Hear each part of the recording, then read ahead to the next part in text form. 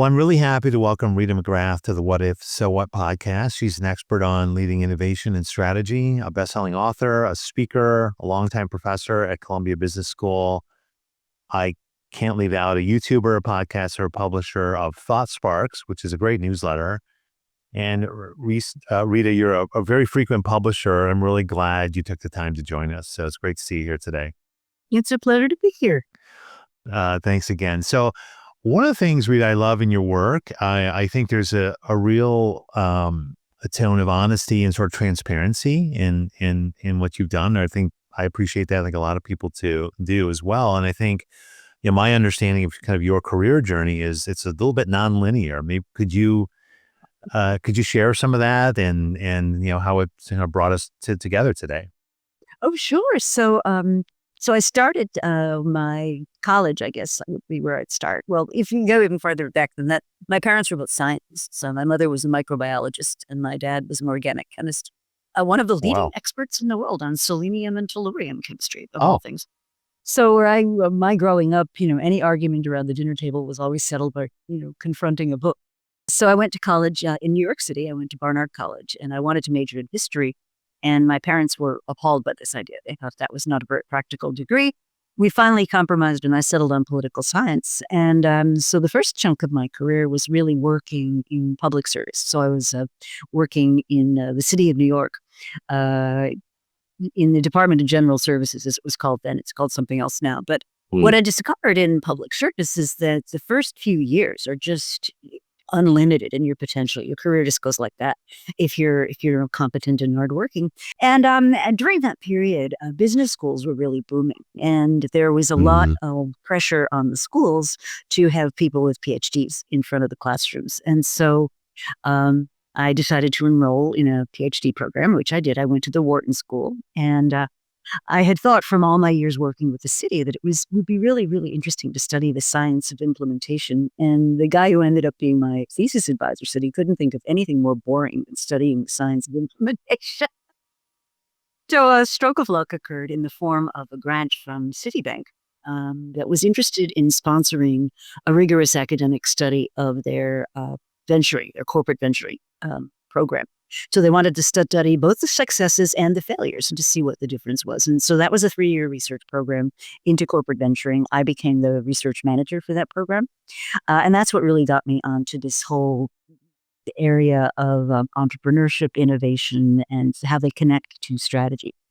Then after I graduated, I joined Columbia Business School and have been there ever since. Great. Okay. That's an interesting path. And I like that.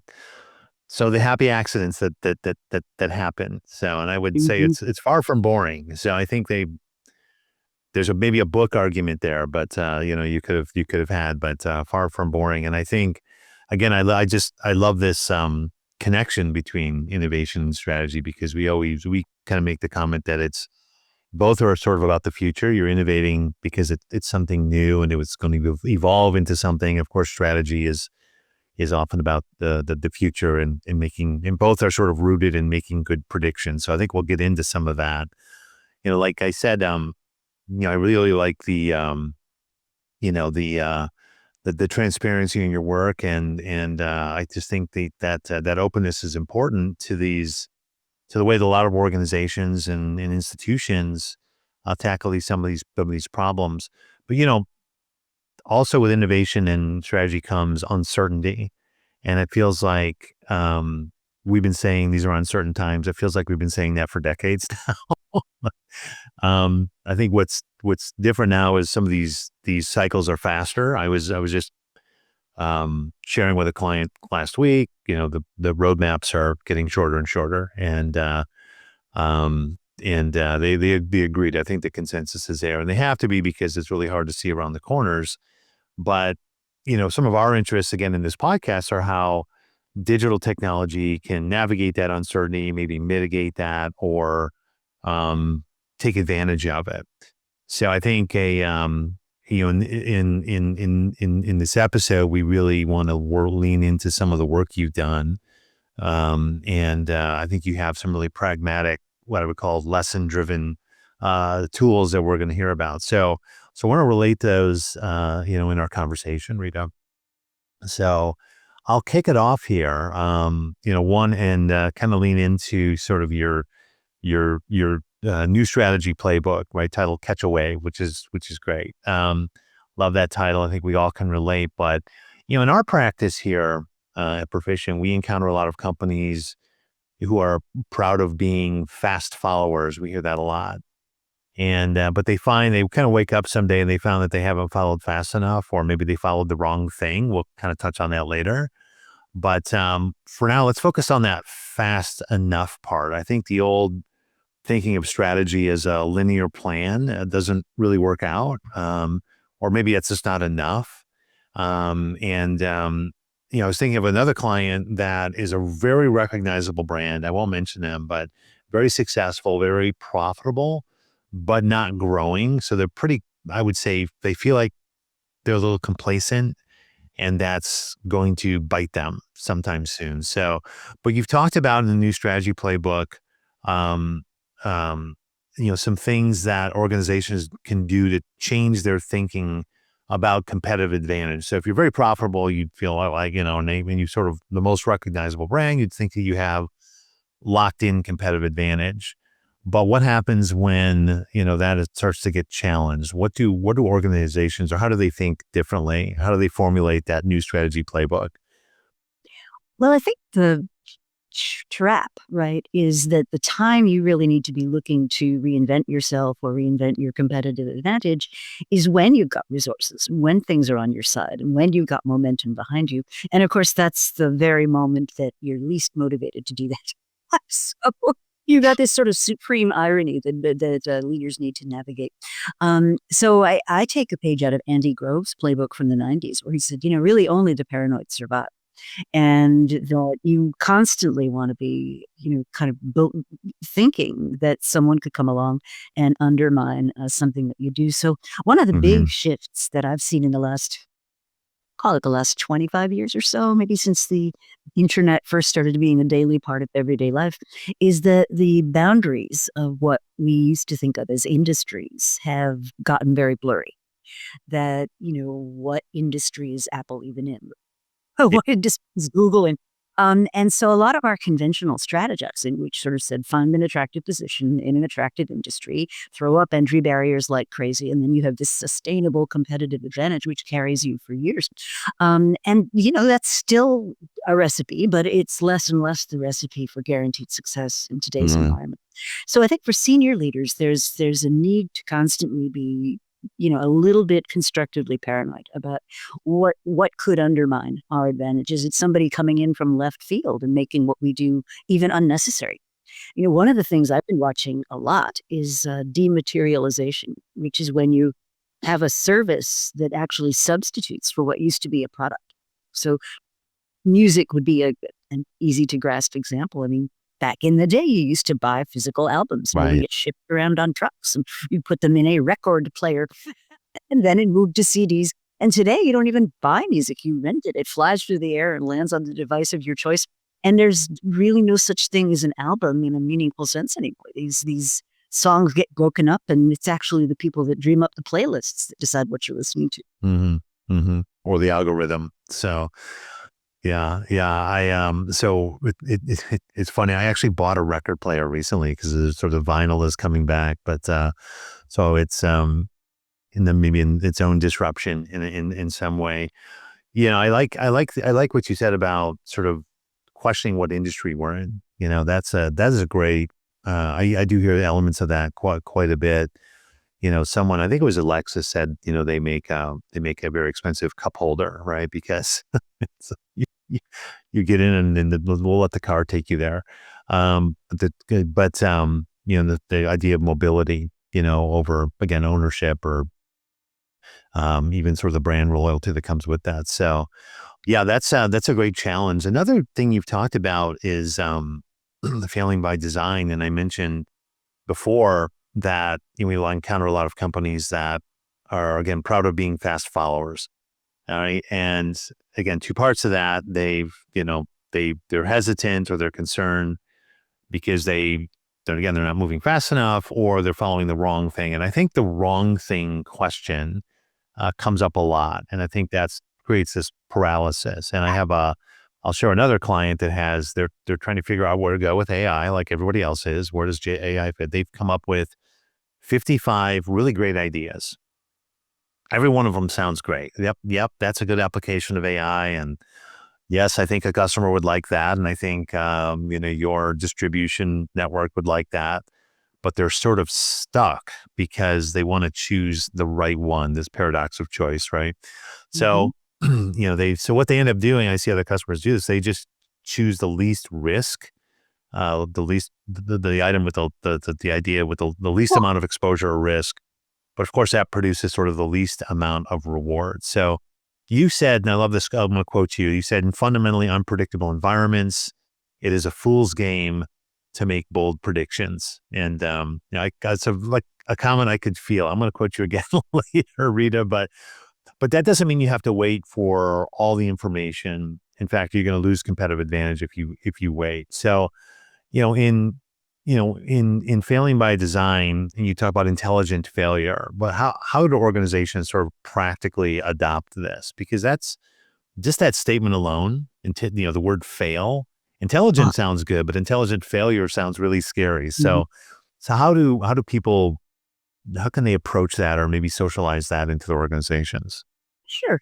Well, I think intelligent failure, which was a term coined by Sun Tzu Kim many years ago, an intelligent failure is a time when a hypothesis that you have about the world is not borne out, right? And so you've hoped X would happen, and it turns out that Y happens. Well, if it's genuinely uncertain, then you're much better off thinking of it like a natural experiment than thinking of it like a prediction. And I think Mhm. part of the trouble is we don't make that distinction enough. So if you think about failure, like in business, you got what are sometimes called complex systems failures. So this is things like the nuclear plant becomes unstable. We don't want those. Everybody needs to be paying really good attention. You need to follow the rules exactly. You need to do exactly what you're supposed to do. Then you've got what I call, or what Amy Edmondson would call basic failures. This is, somebody did a shortcut, somebody didn't follow the procedures, somebody did something wrong. You don't want to encourage those either. But there's this third class of failures, which are the thing is genuinely uncertain. I don't know what's going to happen. And the only way I'm going to find out is trying something and seeing what the Right. outcome is. And in an uncertain world, that kind of experimentation is the only way that you're ever going to learn what you need to learn about what's going on out there. Right. Right. You have to just try it out, dive Uh, in, right, and learn. I mean, I think that's just, there's a lot of conventional wisdom in there, right? You're going to learn more by doing yeah. than anything else or So experiencing. let's And but kind of come back to risk now, right? So uh, ironically, the low risk efforts, if you're a big company, doing anything is going to take a lot of resources. Ironically, it may look low risk, but it's probably taking you 80% of the effort it would take to do something that's higher risk, but higher reward. So I think the way that you want to think about risk is what's the smallest experiment I can do that would validate one or more assumptions that I'm making about this uncertain situation. right. So I think that's sort of, like breaking down the elephant to one bite at a time, right? I think that's another good piece of advice. And again, I think learning, like what we're trying when you experiment, you're testing. I think that's right. And the results of those tests that's the fruit, right? That's what you're learning, challenging those assumptions, forming new assumptions, making some progress. We'll talk about, hey, maybe it's just one step backwards, but we think it's two steps forward. So yeah, and I think I think it's good for everyone to remember. I think that word experiment, my experience is sometimes that can be a little off-putting. I love the word because, there's sort of an innovation, there's sort of an excitement out there. But some people are still makes them nervous. Maybe it's just a function of sort of legacy corporate thinking, but, I think I would agree with you that the organizations who have built a pilot program or have built they want to do sometimes we'll call it an iteration zero. I still love that phrase. So maybe we put a little snappier title on it than, an experiment that sounds so risky. But I want to touch on a couple of other things. You talk about discovery driven planning, and I think, let's say at this point, a company or a team might has the confidence that they're on the right track, so they feel like they're on the right track. Maybe they've done some experimentation, and now it's time to sort of mobilize with a business plan and all the spreadsheets and Gantt charts that come with it.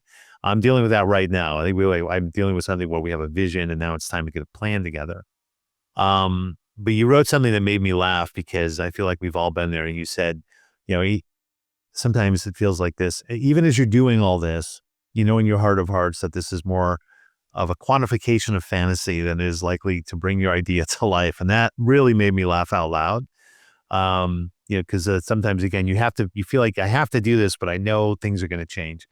But what you've written about in discovery driven planning sort of reveals, I think, some pragmatic things that teams can do, now to kind of get things off the ground. So could you give us maybe a glimpse into some of those practices and what might be relevant today, sort of in today's climate, and what you're seeing Absolutely. So, organizations react? discovery-driven planning really had its seeds in this huge puzzle that I encountered sort of in my doctoral studies and shortly thereafter, which was that over and over and over again, you'd see these super smart, really talented companies with great resources, with great talent, go terribly, grievously wrong when they tried to get into an area that was new to them. And when we went back and looked at these things, my co-author and I keep the case studies in a file in my office. It's called the flops file. You have to lose your parent company at least $50 million to get into my flops file. That's the bar. And a lot of them would be household names. And what I found when I looked at these case studies was that there was this very common pattern. Untested assumptions taken as fact. Very few opportunities for low commitment testing, that experimentation, that probing we were talking about before. Leaders often under tremendous pressure, unrealistic timeframes. And most significantly, these things were all being planned as though the people doing planning had facts, when what they really had was a lot of assumptions that they needed to Mm, make. yeah. And so if you're planning, say, an 18-month spreadsheet led product launch for something that's really uncertain, you just don't know. Yeah. And so what discovery-driven planning suggests is, instead of making a plan to prove that you're right, which is what most corporate planning exercises are about, is you instead create a plan to learn. And so what you do is you start off with defining what good would look like. So what's success going to look like? And you'd be astonished the number of corporate ventures and other innovations that had absolutely no idea Yeah. how good does good have to be, right? Is it 10 or 50 or millions or what? Yeah. Then you work backward. And we create what I call a reverse income statement, which basically says, hey, if I need to earn $100,000 of profit from this thing and my profit margin's 20%, that means I have to have $500,000 in revenue. And what very quickly happens is you can start to put some structure around this really ephemeral idea that you've got. As you're doing that, you're going to be documenting your assumptions, because you're now kind of mapping out what would have to be true for that business to exist. And then the heart and soul of the system is really driving your learning through a series of what I call key checkpoints, where a checkpoint is something that happens, it's going to teach you something. So it might be a deliberate experiment. It might be a naturally occurring thing, your first competitive reaction. It might be, behavior of early adopters. At each of those checkpoints, you have to be very attuned to what's going on and what's not. Because what we know about human beings is we all carry around these enormous numbers of cognitive biases. So what you want is to really be structured about saying, okay, what assumptions were validated, which weren't. And then I like to use the acronym RACE to describe what you want to do at each checkpoint. So do we need to redirect? Do you need to accelerate? Should we just continue? Or do we need to exit? And if you think about innovation, it's a numbers game, which is one of the reasons why your fast followers probably like to do that so much, because let's let somebody else do the things that Right. don't work. We'll just jump on the ones that do, right? Well, that's great. It's kind of like visioning the future and then sort of working backwards, sort of telling the story in reverse. That's a great technique. I'm gonna try that. I think, with that, again, you're sort of revealing kind of the last subject. which is, you call seeing around corners. And I think that's, I think again, so much about nailing down certainty, and I'm glad you brought up biases. That's a whole other conversation that we could talk about in sort of group psychology. But, I think leadership these days is in some ways more challenging than ever. It should be easy because we have all these tools and we have all this data. But at the same time, what I've experienced is there's so much more than expected. Lots of different skills, selling skills and operational skills and leadership skills, and we have to know all the compliance rules, right? And that's a burden. They have to be an analyst. So there's so many things I feel like that are piled on people, even though we have all these tools. So, and some of these can really be distracting, I think, from finding or even following through on these opportunities. I have clients that are very intentional about things like client visits.